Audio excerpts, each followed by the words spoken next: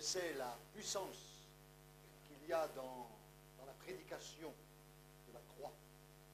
Moi, je crois, comme l'apôtre Paul, nous croyons comme l'apôtre Paul, que la prédication de la croix est vraiment une force et une puissance de vie et de transformation. Béni soit le nom du Seigneur. Que ceux qui croient cela lèvent simplement la main. Voilà. Alors ce soir, j'aimerais lire avec vous quelques versets dans l'épître aux Hébreux, chapitre 12. Nous verrons quelques versets à partir du verset 22. C'est une révélation des choses qui sont dans le ciel. Vous savez que le ciel existe. Le ciel est une réalité. Le ciel, ce n'est pas un mythe, une histoire. C'est vrai. Le ciel est glorieux. Et voilà donc ce qu'il y a dans le ciel. Alors on va lire à partir du verset 22. Mais vous vous êtes approchés de la montagne de Sion, de la cité du Dieu vivant, la Jérusalem céleste, des myriades qui forment le cœur des anges, de l'assemblée des premiers-nés, inscrits dans les cieux, du juge qui est Dieu, le Dieu de tous, des esprits des justes, parvenus à la perfection, de Jésus qui est le médiateur, de la nouvelle alliance, et du sang de l'aspersion, qui parle mieux que le sang d'Abel. Amen. Voilà donc ce qu'il y a dans le ciel.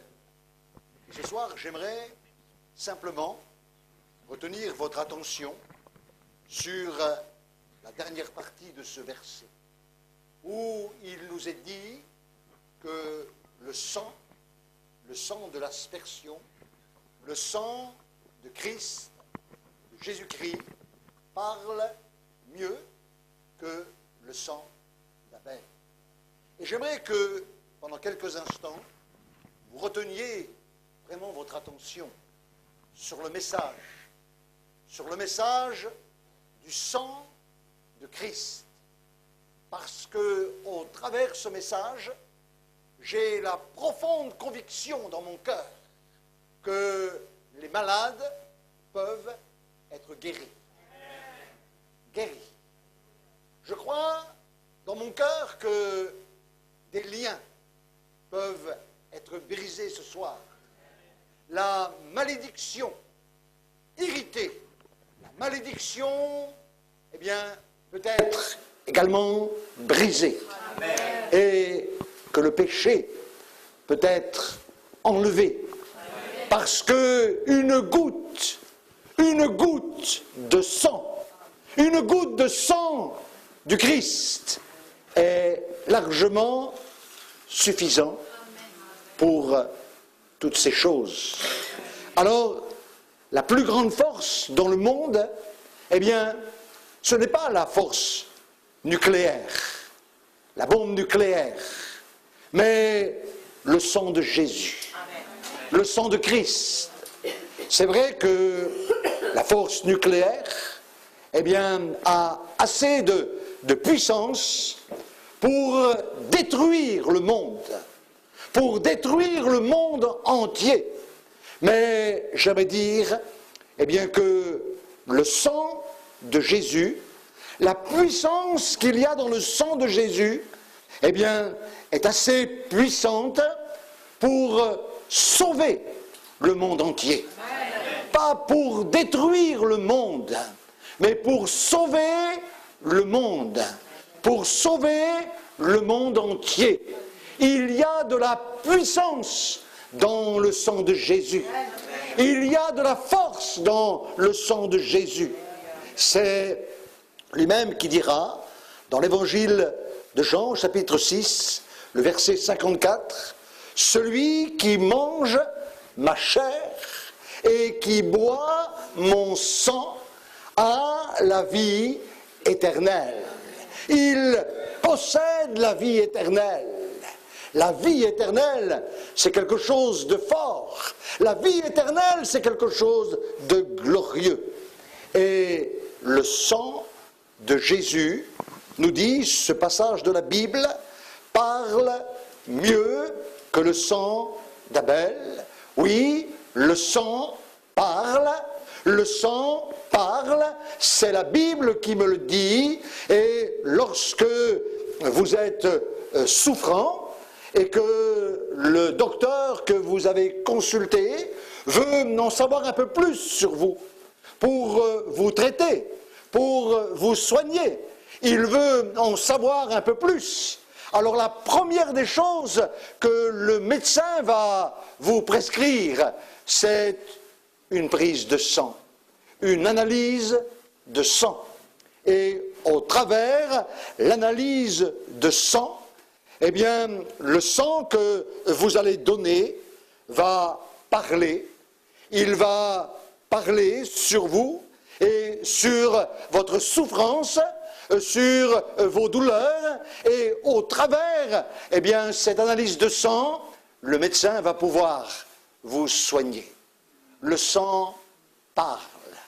Il va parler à votre docteur. Mais le sang d'Abel, nous dit la Bible, parle. On connaît ce texte biblique où Caïn, à un moment donné, par jalousie, s'est jeté sur son frère Abel, il l'a tué, et la terre a recueilli le sang d'Abel.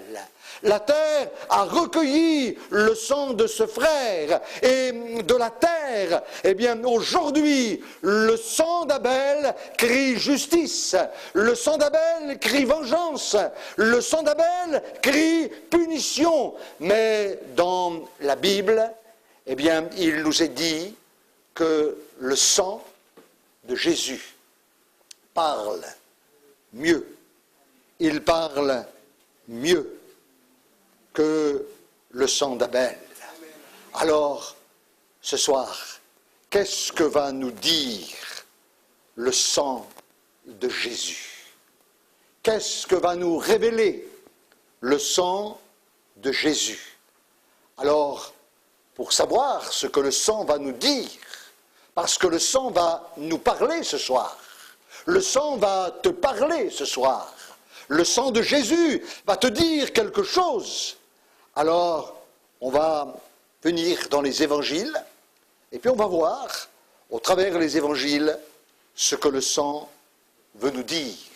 Alors, le premier texte, eh bien, c'est d'abord dans l'évangile de Luc, au chapitre 22, verset 42 au verset 44. Le chapitre 22, le verset 42. On peut même lire un petit peu plus haut. Voilà, lorsqu'il fut arrivé dans ce lieu, et il dit: priez afin que vous ne tombiez en tentation. Puis il s'éloigna d'eux à la distance d'environ d'un jet de pierre, et s'étant mis à genoux, il pria, disant: Père, si tu voulais, éloignez de moi cette coupe. Toutefois, non pas ma volonté, mais la tienne. Alors, un ange lui apparut du ciel pour le fortifier. Étant en agonie, il priait plus instamment, et sa sueur devint comme des grumeaux de sang qui tombaient à terre. Après avoir prié, il se leva et vint vers les disciples qu'il trouva endormis de tristesse. Voilà un endroit, le jardin de Gethsémane. Jardin de Gethsémane. Le jardin de Gethsémane, c'était le lieu où on avait l'habitude de récolter les olives, de presser les olives, d'écraser les olives pour récolter de l'huile. Et là, Jésus, eh bien, est dans ce jardin. La Bible dit qu'il est en agonie, et au moment où il prie, sa sueur devint comme des grumeaux de sang qui tombaient jusqu'à terre. C'est ce que dit la Bible. Jésus, l'agneau de Dieu, Jésus, le Fils de Dieu, Jésus, l'agneau parfait de Dieu, dans ce jardin, va prier. Il est en agonie et il sait pertinemment que le péché du monde va maintenant le séparer de son Père, et cela pour la première fois. Pendant toute sa vie, Jésus n'a jamais été séparé une fois de son Père, parce qu'il a toujours fait ce qui lui était agréable. Il n'a jamais failli, il n'a jamais péché, il n'y a jamais eu de faute en lui. Et là, pour la première fois, eh bien, à cause de mon péché, à cause de votre péché, à cause du péché du monde, il va être séparé, il va connaître la séparation, il sait qu'il va être arrêté, il sait qu'il va être accusé, il sait qu'il va être outragé, torturé, moqué, on va cracher sur lui, il sait qu'il va être crucifié et il sait qu'il va mourir. Il sait qu'il va mourir. Il est venu pour offrir sa vie en sacrifice et il le dira lui-même, personne ne me l'ôte, mais je la donne. Je donne ma vie, je la donne en sacrifice et il sait qu'il va donner son sang pour sauver le monde, pour me sauver, pour te sauver. Et là, nous dit la Bible, eh bien, il est en agonie, et étant en agonie, sa sueur devint comme des grumeaux de sang. Ces grumeaux de sang vont tomber jusqu'à terre, ils vont tomber jusqu'à terre, et ces gouttes de sang qui sortent de la transpiration de Jésus, eh bien, nous donnent un message ce soir. Il y a un message vivant dans ces gouttes de sang, dans ces grumeaux de sang. Il y a un message. Ce n'est pas n'importe quel sang, mais c'est le sang de mon Sauveur, c'est le sang de mon Jésus, c'est le sang de mon Maître, c'est le sang de celui qui a versé, il l'a versé pour moi. Alors qu'est-ce que me dit ce sang? Eh bien, il y a dans ce texte une prière que Jésus va faire. Et il y a également dans d'autres évangiles, eh bien, encore cette prière, non pas ma volonté, non pas ma volonté, Père, mais la tienne. Ça aurait certainement été sa volonté à lui, il ne serait pas monté sur la croix. Il n'aurait pas été au calvaire si ça avait été sa volonté. Mais Jésus n'est pas venu pour faire sa volonté, mais il est venu pour faire la volonté de celui qui l'a envoyé. Il est venu pour faire la volonté du Père. Et la volonté du Père, eh bien, c'est que son Fils bien-aimé, oui, connaisse ce moment difficile, oui, l'obéissance, la soumission à la volonté du Père, la soumission à la volonté du Père. Et là, Jésus va nous apprendre quelque chose. Il va nous apprendre, eh bien, quelque chose de très important.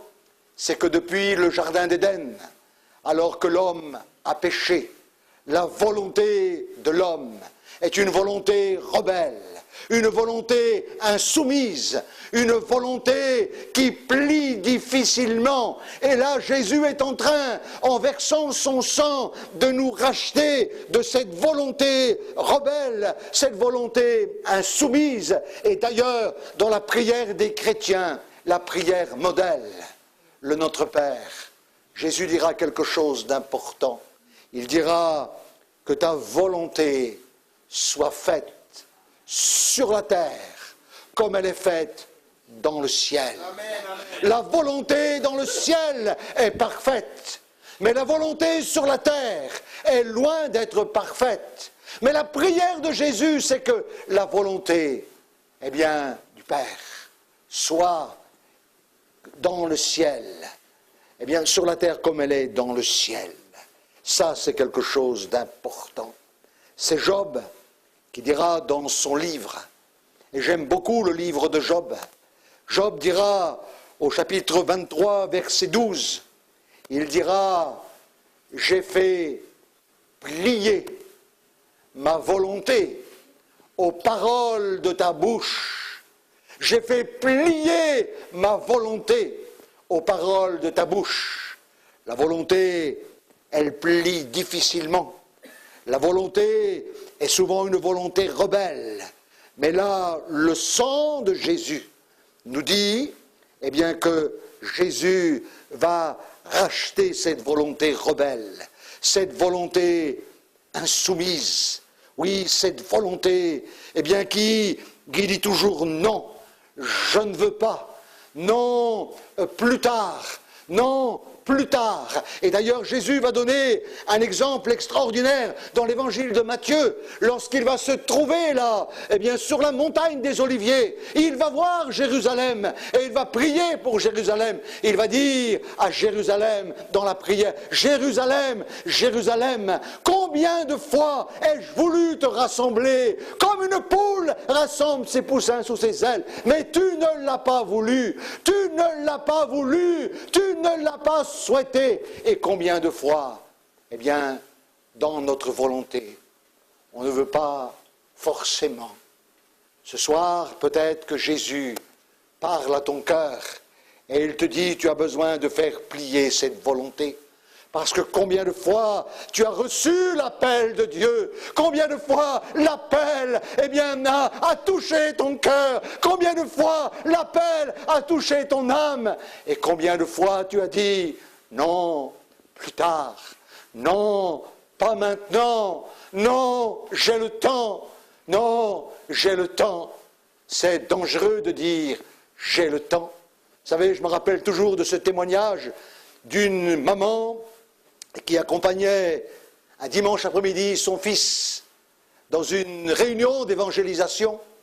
Et alors que la réunion se terminait, le prédicateur, eh bien, fait l'appel pour que les personnes présentes puissent se tourner vers le Seigneur. Et voilà que ce jeune garçon, à côté de sa mère, à un moment donné, va lever la main. Et elle va dire dans les larmes, moi je veux donner mon cœur à Jésus. Moi je veux donner ma vie à Jésus. Et sa mère à côté, de prendre sa main, de lui baisser la main et lui dire non, pas maintenant mon fils. Pas maintenant. Plus tard, peut-être, mais pas maintenant. À savoir qu'il n'y a plus eu, après cette même occasion, puisque ce fils est devenu un brigand notoire, faisant des banques et se trouvant avec du sang sur les mains et passant des années et des années en prison. Et à sa mère de dire, si j'avais su, je l'aurais laissé ce soir-là se tourner vers le Christ. C'est notre volonté. Est-ce que ce soir, eh bien, tu as cette volonté rebelle, cette volonté insoumise? Quelle tristesse pour le cœur de celui qui a donné son sang, qui a versé son sang, de voir des cœurs indifférents, des cœurs indifférents, des cœurs qui restent fermés, des cœurs qui restent froids, des cœurs qui refusent l'appel du Maître, qui refusent l'appel du Maître. Je crois que nous sommes appelés, eh bien, à réaliser pleinement ce verset de l'Écriture, non pas ma volonté, mais la tienne. Jésus a versé son sang dans le jardin de Gethsémanée. Il a versé son sang dans ce jardin pour racheter une volonté dure, rebelle, insoumise, une volonté qui veut en faire qu'à sa tête, une volonté qui a toujours raison. Oh, ce soir, Seigneur, ton sang me parle, et il me dit que j'ai besoin de plier, et de faire plier ma volonté à tes paroles. Béni soit le nom du Seigneur. Le sang nous parle, et si on continue donc dans les évangiles, et bientôt donc c'est Pâques, et on va beaucoup parler de la semaine où Jésus a été arrêté, où Jésus a été crucifié. Et puis on va parler aussi, bien sûr, de la résurrection. On va en parler. Alors, un endroit où Jésus a donné son sang, c'est l'endroit où Jésus a connu ce qu'on appelle la flagellation. La flagellation. Vous savez que la flagellation, c'était quelque chose de terrible. Parce que les historiens disent que le fouet que les soldats romains se servaient, c'était un fouet avec de longues lanières de cuir, et sur ces lanières de cuir étaient attachés des morceaux d'acier. Des morceaux d'acier. Et à chaque fois que le soldat frappait, c'était vraiment une déchirure, des blessures terribles, des blessures épouvantables. Et ça, c'est pas de l'histoire, ça, c'est pas un conte, mais c'est la réalité. C'est la réalité. Et la Bible nous dit que, justement, Jésus a connu ce côté de la flagellation, où Jésus a été déshabillé, on l'a attaché par les poignets à un poteau, et là, le soldat, ou les soldats, l'ont frappé. Alors, ce que j'aimerais aussi peut-être soulever, c'est que dans la loi de Moïse, dans la loi juive, il y avait ce commandement de ne jamais porter plus de 40 coups moins 1. Donc c'était 39 coups de fouet. Ça voulait dire que, au 40e coup de fouet, ça pouvait être la mort assurée. Mais là, ce ne sont pas des Juifs, je le répète, ce ne sont pas, il n'a pas été flagellé selon la loi juive, mais par les Romains. C'est les Romains. Et moi je suis persuadé, que les Romains, n'avaient aucune limite. Ils n'avaient aucune limite. Quand on connaît, la cruauté, quand on connaît, avec quelle cruauté il était capable, au travers les légions romaines, de faire le mal, moi je suis persuadé, que c'est certainement plus de 40 coups moins 1 que Jésus a subi. Et là c'était, un endroit particulier, parce que le sang a coulé. Le sang a coulé. Et voyez-vous, 750 ans avant la venue de Jésus, il y a un prophète. C'est le prophète Ésaïe. Au chapitre 53, verset 5, la deuxième partie du verset 5, qui va nous dire, dans ces meurtrissures, nous sommes guéris. Nous sommes guéris. Voilà, c'est ce que va dire le prophète. Mais quand Jésus va venir, et quand Jésus va être flagellé, quand il va être battu, quand il va connaître le fouet, il y a une autre version. Parce que Pierre a vu cela. Et Pierre dira dans son épître, au chapitre 2 et au verset 24, la deuxième partie, il dira dans les meurtrissures duquel vous avez été guéris. C'est plus nous sommes guéris, mais vous avez été. C'est-à-dire que ça y est, maintenant c'est fait. Dans les meurtrissures, vous avez été guéris. Oui, vous avez été guéris. Et je vous invite à réaliser que le sang de Christ parle de guérison. De guérison, bien sûr, guérison de l'âme. Guérison de l'âme, c'est certain. Et on a besoin de guérison de l'âme. On a besoin de guérison de l'âme. Nous sommes dans un monde où l'âme est tellement blessée, où l'âme, connaît tellement de tourments. Les émotions sont blessées. Il y a tellement d'émotions blessées. Jésus, par son sang et par ses meurtrissures, bien sûr, guérit l'âme. Guérit l'âme. L'âme affligée, l'âme souffrante, l'âme abattue. Il guérit l'âme, mais il guérit également le corps. Il guérit le corps. Et dans les évangiles, il y a tellement de témoignages, de nombreux témoignages de personnes qui ont été guéries par le Christ, guéries par lui. Et dans l'Église aujourd'hui, dans l'Église du XXIe siècle, il y a de nombreux témoignages de guérison d'hommes, de femmes, de jeunes hommes, de jeunes filles, de vieillards qui ont été guéris miraculeusement par le Seigneur, parce qu'il a donné son sang. Et son sang ce soir me parle de guérison. Oui, la guérison pour toi est possible. Peut-être qu'on t'a dit que c'est fini, qu'il n'y aurait plus jamais de possibilité, que tu vas traîner cela toute ta vie, que toute ta vie tu vas traîner ces choses.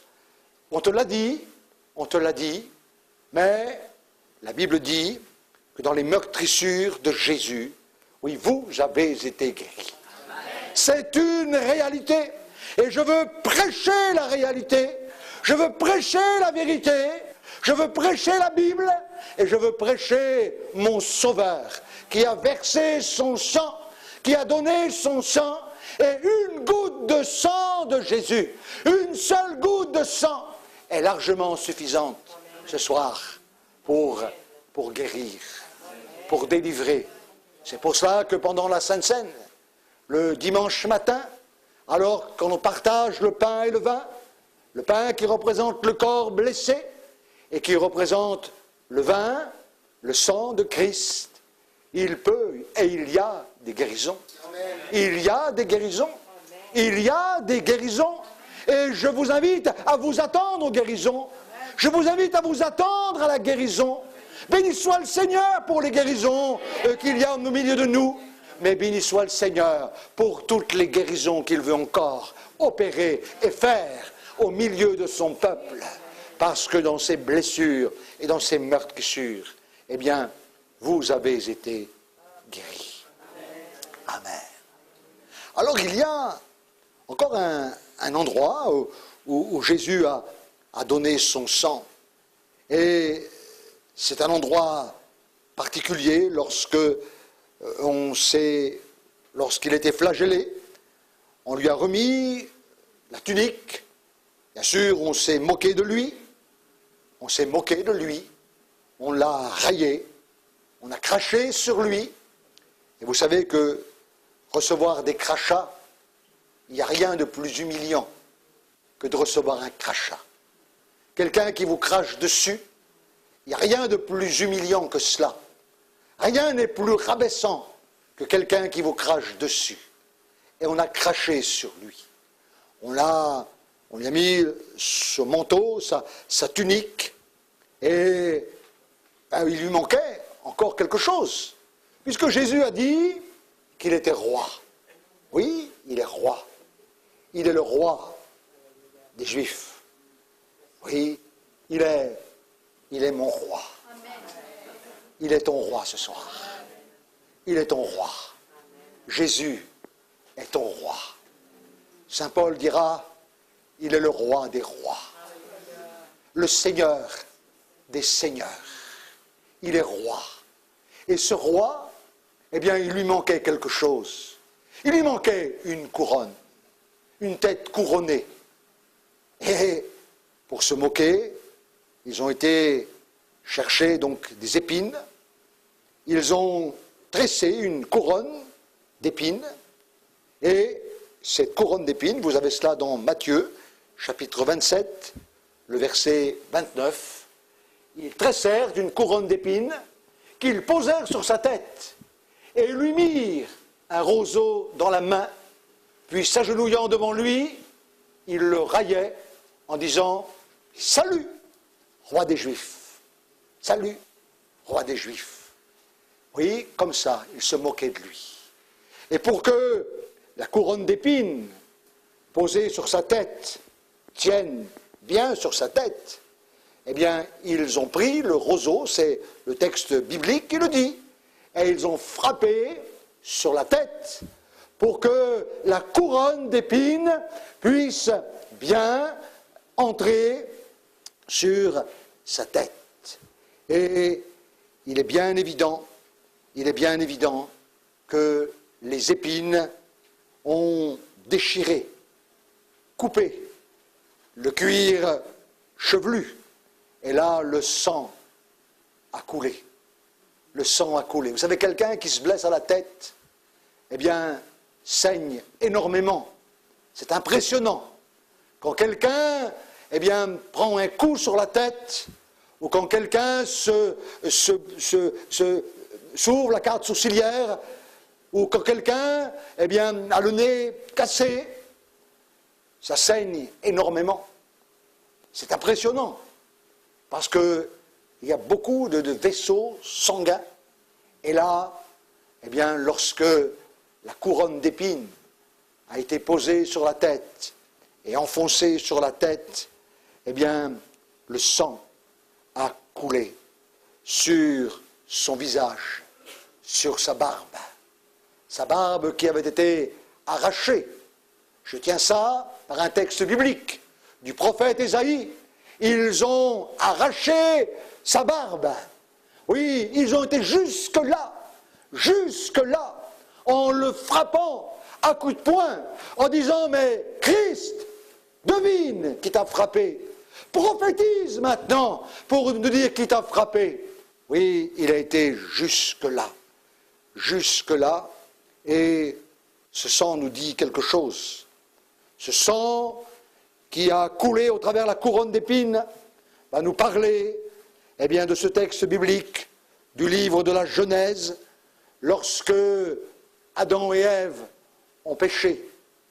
On sait qu'ils ont péché. Ils ont été mis dehors du jardin d'Éden, mis dehors du paradis, dehors de ce jardin magnifique. Ils ont été mis dehors, et il y a eu une parole de Dieu qui a été donnée sur eux et sur les descendants. Dieu dira, la terre, elle te produira des épines maintenant. C'est la malédiction. C'est la malédiction, et c'est à la sueur de ton visage que tu gagneras ton pain. Mais la terre, elle te produira des épines. Au départ, il n'en était pas ainsi. C'est une parole de malédiction que vous trouvez dans le livre de la Genèse, au chapitre 3, versets 17 et 18. Vous avez cela, la faim, la pauvreté, les guerres, la souffrance, les peurs, les dépressions. Oui, toutes ces choses, eh bien, sont le résultat de la malédiction qui est tombée sur la terre des hommes. Elle est tombée sur la terre des hommes. Cette malédiction affecte le cœur et la vie des hommes. Oui, c'est une réalité. Regardez autour de vous. Voyez autour de vous. Ouvrez les yeux autour de vous. Ne restez pas dans peut-être, eh bien, avec une idée, mais regardez autour de vous. Et j'ai remarqué que quelquefois sur des familles, eh bien, il y a comme une sorte de malédiction familiale. Une malédiction familiale. Il y a quelquefois dans les familles des suicides. L'arrière-grand-père s'est pendu. Le grand-père s'est pendu. Le père s'est pendu. Le fils s'est pendu. Il y a des malédictions. Des lots de malédictions qui sont répandus. C'est une réalité. Je ne vous raconte pas d'histoire. Je suis bien placé pour le dire. Oui, mes amis, la malédiction est tombée. La malédiction est venue sur la terre. Mais j'aimerais rappeler que Jésus a porté la couronne d'épines. Il a porté la couronne d'épines, celle qui peut me délivrer, celle qui peut délivrer les habitants de la terre de la malédiction. Et dans le mot malédiction, il y a le mot mal, il y a le mot malin. C'est le mal, le malin qui fait ça. C'est le malin qui fait ça. Jésus allait de lieu en lieu, faisant du bien et guérissant. Et Jésus a porté la couronne d'épines. Et une goutte du sang de Jésus est largement suffisante. Oui, mes amis, pour délivrer de la malédiction. Ce soir, la malédiction est brisée. La malédiction est brisée. Lorsqu'il y a des années, j'ai donné ma vie à Christ. Avant de donner ma vie à Christ, ma vie était sous la malédiction. Je connaissais la malédiction. Malédiction familiale. Mes parents, mes arrières, mes grands-parents, ma famille était sous la malédiction. Mais quand j'ai donné ma vie à Christ, je lui ai offert ma vie, je lui ai donné ma vie. Il y a des années et des années de cela maintenant, la malédiction s'est arrêtée. Et je peux dire que ma famille, ma vie est bénie. Ma famille est bénie. Il y a une bénédiction. C'est la bénédiction de l'Éternel. C'est la bénédiction du Seigneur. Et je crois de tout mon cœur dans cette bénédiction pour toi ce soir. Je crois de tout mon cœur dans cette bénédiction pour toi parce que Jésus a porté la couronne d'épines. Tu n'as plus à porter la malédiction. Tu es libre de la malédiction. Tu en es libre, entièrement libre. C'est une réalité. Et le sang parle ce soir.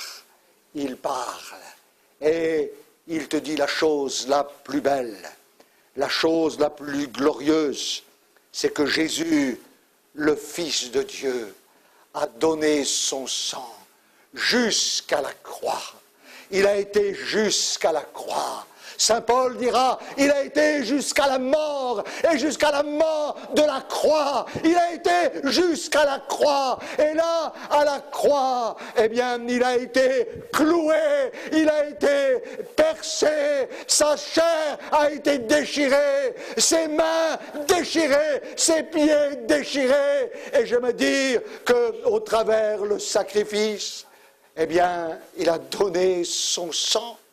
Et lorsque le soldat, parce que c'était la préparation de la Pâque, les cordes ne devaient pas rester sur la croix, le soldat est venu, il a cassé les os, eh bien, aux brigands crucifiés avec lui. Mais quand il est venu vers Jésus, eh bien, il a vu qu'il était déjà mort. Oui, mort. Je dis bien mort. Pas dans le coma, mais mort. Bien mort.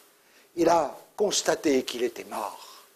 On ne lui a pas cassé les os, parce qu'en cassant les os, on accélérait la mort. Parce que le crucifié mourait par asphyxie. Il avait besoin de reprendre l'air, parce qu'il était attaché sur la croix. Pas sur un poteau, sur une croix. Je dis bien sur une croix. Il était attaché sur la croix. Et là, en cassant les tibias, en cassant les os, le corps s'affaissait et il mourait, automatiquement étouffé. Mais quand ils viennent vers Jésus, ils réalisent qu'il est déjà mort. Parce qu'il y avait une prophétie donnée sur lui. Aucun de ses os ne sera brisé. Et on n'a pas cassé ses os, mais le soldat, pour bien constater la mort, il a pris la lance et il lui a percé le côté. Donc la lance a transpercé le cœur de Jésus. C'est pour cela que Jésus, c'est l'homme au cœur brisé. Et dans le cœur brisé de Jésus, dans le cœur blessé de Jésus, est née l'Église. L'Église, elle est née là, dans l'amour de Dieu, dans l'amour de Jésus, manifesté pour nous à la croix du Calvaire. Et là, du sang est sorti, et de l'eau. Du sang et de l'eau. Et c'est ce que dit le texte biblique. Jean 19, verset 34. Il est sorti du sang et de l'eau. Et la Bible me dit, il n'y a pas de juste, pas même un seul. Pas un seul. Pas un seul. Il n'y a pas un seul juste. Et j'aimerais rappeler que le sang de Jésus crie, plaide, plaide, plaide devant le Père, plaide devant le Père, plaide. Oui, plaide. Le sang de Jésus plaide. Jésus, c'est notre avocat. Il plaide, il plaide, il plaide. Alléluia. Et le sang de Jésus plaide, il plaide l'amour. Il plaide la grâce. Oui, la grâce. Qu'est-ce que la grâce? Une faveur imméritée. Je ne mérite pas la grâce. Tu ne mérites pas la grâce. Personne ne mérite la grâce, mais il nous la donne. C'est une faveur imméritée. Oui, le pardon, la réconciliation avec le Père. Le sang m'a coulé il y a 2000 ans. Mais j'aimerais dire que le sang n'a pas perdu sa force. Le sang de Jésus n'a pas perdu sa puissance. Et si autrefois, eh bien, il fallait dans le tabernacle et dans le temple de Salomon, eh bien, sacrifier des veaux, des animaux, des moutons, des bœufs, eh bien, des milliers de litres de sang ont coulé dans cette période-là. Il fallait, eh bien, sacrifier, pas pour enlever, mais pour couvrir uniquement le péché. Le sang des animaux n'enlevait pas le péché, mais couvrait. Vous savez, mon fils, mon grand-fils, quand il était jeune, il aimait beaucoup les mobylettes. Et il trafiquait les mobylettes, je ne sais pas ce qu'il faisait, il démontait, il remontait, il montait, il démontait, il remontait les moteurs et tout. Et puis voilà qu'un jour, dans notre salle à manger, on était parti avec ma chère épouse, et on trouve un moteur de mobylette sur la table du salon, avec des pots d'échappement. Et vous connaissez ma femme, en plus il y a des années en arrière, comme maintenant vous voyez, mais à l'époque c'était... Hein, qu'est-ce que tu as fait là, maman? Et regarde la table. Ma table, tu m'as abîmé ma table que j'ai eu tellement de mal à trouver, tu me l'as abîmée. Alors elle a pris un chiffon, elle a astiqué, elle a toutes ses forces mais rien à faire, la table était vraiment abîmée. Alors, pour cacher les défauts de la table, elle a mis une belle nappe dessus. Elle a couvert la table. Donc la table était couverte. Et le sang des animaux couvrait simplement. Couvrait. Il fallait recommencer l'année d'après. Il fallait recommencer la semaine d'après. Mais Jésus, l'agneau de Dieu, a versé son sang. Et son sang nous parle encore aujourd'hui. Il nous parle. Il nous parle. Ce soir, le sang de Jésus t'a parlé. Laisse-toi interpeller par le sang de Jésus. Laisse-toi m'interpeller par son sang. Laisse-toi m'interpeller. Peut-être que dans ta vie, il y a un péché opiniâtre, un péché qui est là, que tu as du mal à te débarrasser. Mais laisse le sang de Jésus passer sur ce péché, te l'enlever. Oui, il te l'enlève. Il ne va pas te le couvrir, mais il va te l'enlever. Et tu partiras de ce lieu libre.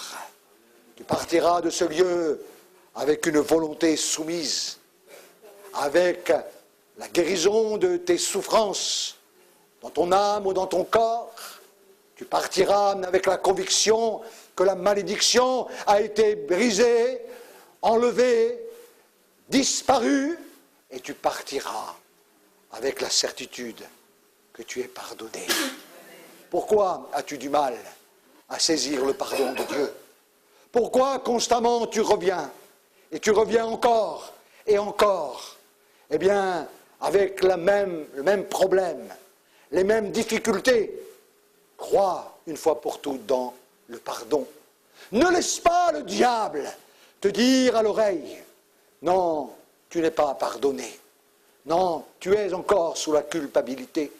N'accepte pas la culpabilité du diable. N'accepte pas, l'œuvre du diable. N'accepte pas l'œuvre du malin. N'accepte pas l'œuvre des ténèbres. N'accepte pas cela. Refuse cela. Ce soir, tu es pardonné. Tu es pardonné. Tu es pardonné. Ta vie est bénie en Christ. Et par le sang, une seule goutte de sang est largement suffisante. Une seule goutte de sang. Une seule goutte de sang fait fuir les démons. Une seule goutte de sang est largement suffisante pour changer ta vie et transformer ton cœur. Et Jésus a versé son sang jusqu'à la dernière goutte. Jusqu'à la dernière goutte. Ce soir, mets ta foi dans le sang de Christ. Dans le sang de l'agneau. Amen. On va se recueillir quelques instants. Et je vais faire un appel au salut. Je vais faire un appel au salut. Un appel au salut. Ce soir, ton nom n'est peut-être pas écrit dans le livre de vie. Et lorsque Dieu écrit ton nom dans le livre de vie, il l'écrit avec le sang. Avec le sang de l'agneau. Pas avec de l'encre, mais avec le sang. L'encre, on peut effacer. Mais le sang, on ne peut pas l'effacer. Ton nom est écrit dans le livre. Est-ce que tu veux, ce soir, Jésus comme ton sauveur? Alors, pendant que les musiciens vont jouer, j'aimerais simplement faire un appel. Vous savez, les musiciens qui jouent, c'est biblique.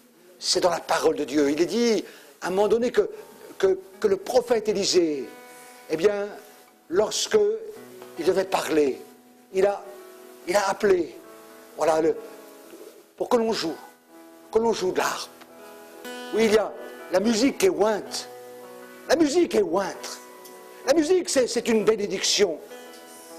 Quand la musique est faite sous l'onction de l'Esprit, c'est une bénédiction qui nous permet peut-être aussi de nous rapprocher de Dieu. Alors ce soir, qui voudrait donner sa vie à Christ?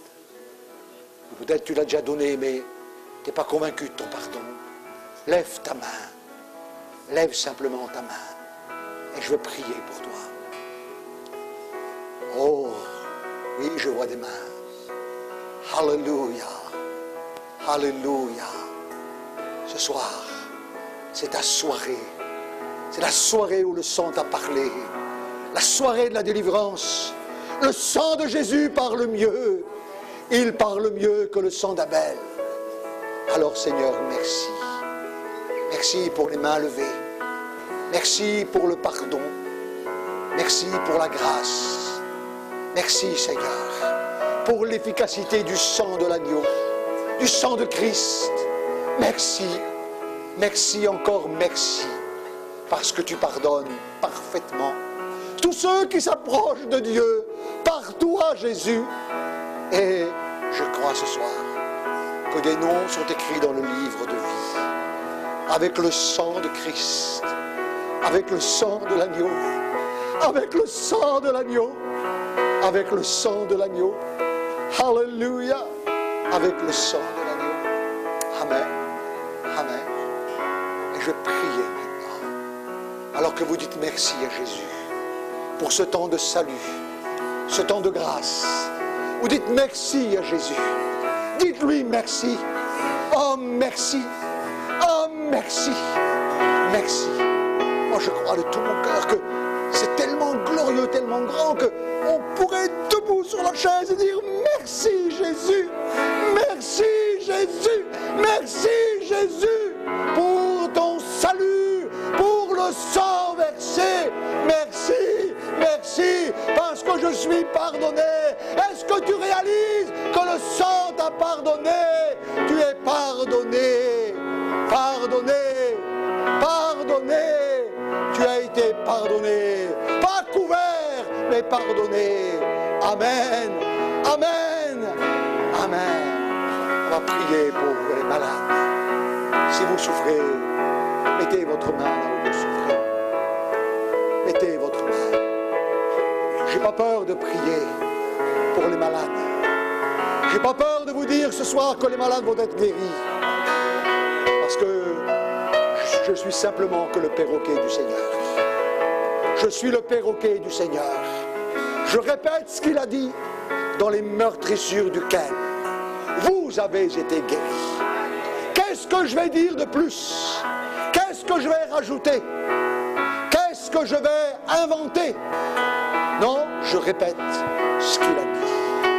C'est pour cela que je prie avec assurance. Et je dis maintenant avec assurance que maintenant les malades vont être guéris. Que les démons vont sortir. Que la malédiction va être brisée. Je le dis avec conviction parce que je ne fais que répéter ce que dit le Seigneur. Alors merci. Mettez votre main.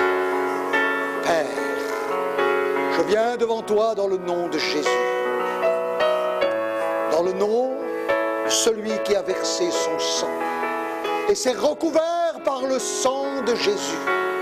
Que maintenant, je me dresse contre toute maladie, toute infirmité, toute douleur, tout mot qui accable les corps. My best, my all,